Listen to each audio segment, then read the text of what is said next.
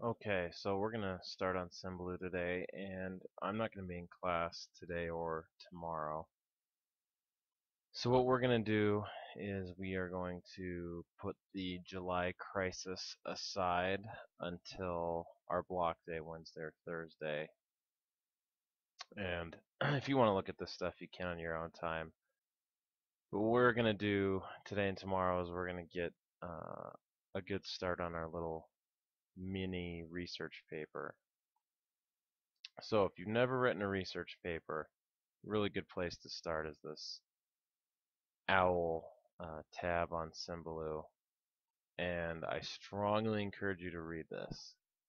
I'm not sure what type of papers you guys write in English, but I'm guessing a lot of you have not really written a research paper. Um, there's the intro right here, and you just keep clicking through. Um, This is probably the most important sentence you will see here. A research paper is not simply an informed summary of a topic by means of primary and secondary sources. The biggest mistake people are going to make is that they basically just write a summary like it's a book report, and that is absolutely not the point of a research paper. But they give you some good examples of thesis statements and things like that. Most of you guys will be writing an analytical research paper, which means it's not persuasive and you're not trying to sell a controversial idea. You're basically just picking an in-depth topic and trying to answer those two basic questions about it. The first being, how did it affect the outcome of World War I? What role did it play in World War I, basically? And then the second one, how did it change the world? How does it affect our lives today? What repercussions have followed since that battle or weapon or technology or general, whatever you pick? But go ahead and read through this if you haven't written one of these. I don't think many of you have, so that's a good place to start, and I will leave that on there. Now, using that Google Doc that we had going last week, where we were brainstorming topics. Some of you guys had narrowed some down and picked them, some of you had not. Since I think I will be in the high school, I'm not sure where I'm going to be, but I'm going to be around. I'm just in class, but I should be able to have my laptop or something to make sure that we're understanding how in-depth our topic needs to be and that it's an appropriate one um, that you'll enjoy and do a good job on. We're going to use Google Moderator, so this little tab right here, and you can pop it open right away. If you haven't read this or used this before, it's pretty simple. It's basically a way to ask questions and then have like tiered responses. So I posted a couple examples on here. Some of these would be really high level, in-depth ones that would be appropriate for somebody who has a lot of background knowledge. And then some of these would be a little more basic and better for somebody who's just starting out. So for example, I know a lot of people wanted to do a certain technology or weapon. So if I was going to say I want to do something with machine guns, basically I would want to boil my topic down to a question, because that's the purpose of our paper, is to answer a question, not just give a summary. Maybe that would look like, what role did the machine gun play over the course of World War I? And then that second question, how does it affect our world today, or what did it change beyond just the scope of World War I? That would be a really good topic. The biggest thing to remember is that you're limited to a maximum of 3 pages. So that's why we have to be in depth. And really, the more in depth you get, um, the better answers you're going to be able to come up with, and the less of a summary type paper you're going to end up with. So when you get a chance to look over those brainstormed lists, and if you want to Google stuff and read Wikipedia or watch YouTube videos, that's great. You can just go to submit a question and give us an example of your question or just your topic. The biggest thing we're concerned with is the scope. So don't just put airplanes, put how were bombers used in World War One, or what was the biggest dogfight in World War One? Something specific. That's what we're looking for. You type that in, hit submit. You can see everybody else's. Now the cool thing about this is when you see one, you can go to post a response. And if you have an idea for something more specific or a different focus that somebody could use that still follows their general idea, you could give them an idea and say like, hey, what if you looked at this, or have you thought about this, or here's a link to something, whatever you want to do. But the biggest thing is we want to see your topic on here, and I will do my best to at least watch these, if not reply to them as you guys post them, but I'm not really sure how busy I'm going to be Monday and Tuesday. Once you have an idea, before you even start researching, I would strongly encourage you to use the EasyBib. Go in and make a new project. So if you just go to my projects, create a new one, you call it World War One research paper, whatever you want. There are two ways to cite.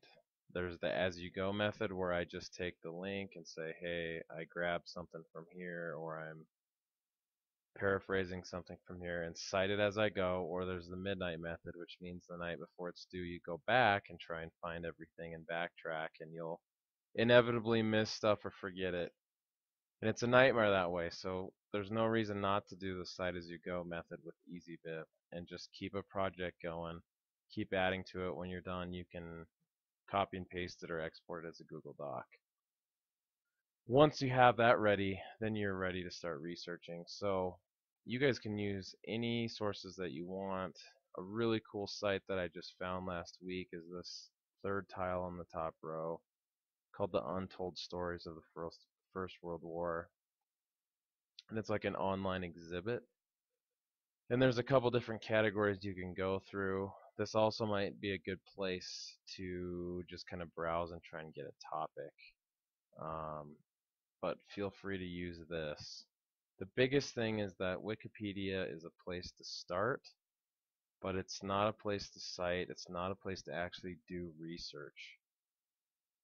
The Crash Course channel will have the One World War One video. Some of us watched it in class. Quickie has some short videos. Use other people in class for ideas. Once you have that going, then we're going to go ahead and start our actual paper. So we're just going to create a new document. Doesn't matter what you call it for now.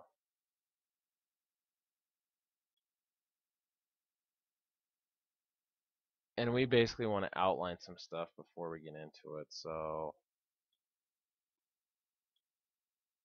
let's say my topic was something to do with the von Schlieffen plan, which we're going to learn about at the end of this week.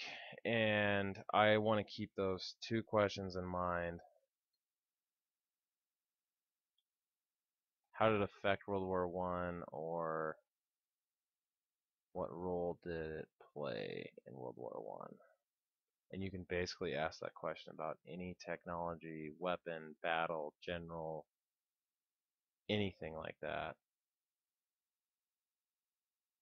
And I used the wrong type of effect. And then the other one is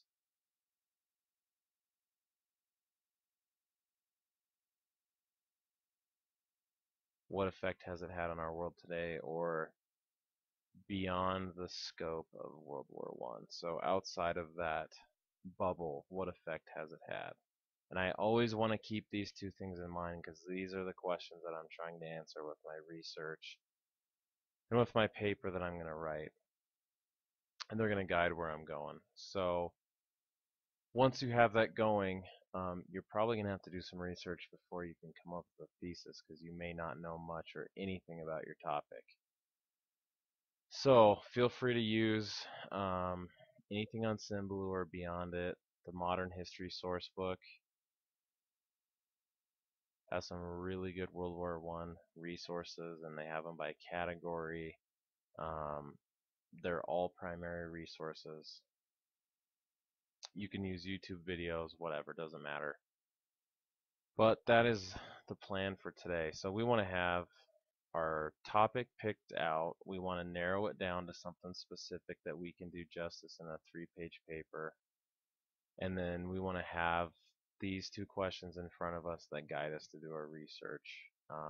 And then as we go, just be throwing sources in here. I'm also a really big fan of this clearly extension. I'm just going to pick a random source here. Let's say this really pertained to my topic. If you have an Evernote account, you can just open any article in here and you can do all your annotations on here, like as I find stuff.